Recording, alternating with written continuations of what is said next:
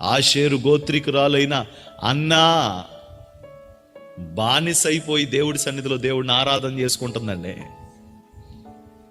ఏమండి, సుమూయనండి వృద్ధాప్యంలో కూడా నా ప్రాణప్రియుడు వస్తాడని ఎదురు చూస్తూ దేవుని సన్నిధిలో యాజకత్వం చేస్తున్నాడండి. జకర్యా బహుకాలం గడిచిన వృద్ధుడండి, తన తరగతి క్రమము తప్పకుండా దేవుని సన్నిధిలో యాజక ధర్మం జరిపిస్తున్నాడండి. రాజాజ్ఞ వచ్చిందని తెలిసిన తర్వాత రోజుకు 3 ప్రార్థన చేస్తున్నాడండి దానియేలు. నమస్కరించకపోతే చంపేస్తాం, అగ్నిగుండంలో వేసేస్తామంటే దీని గురించి ప్రత్యుత్తరం ఇవ్వవలసిన పని మాకు లేదు అని చెప్పిన వాళ్ళండి. వాళ్ళు ఆరాధికులండి దేవుడికి. హల్లెలూయా.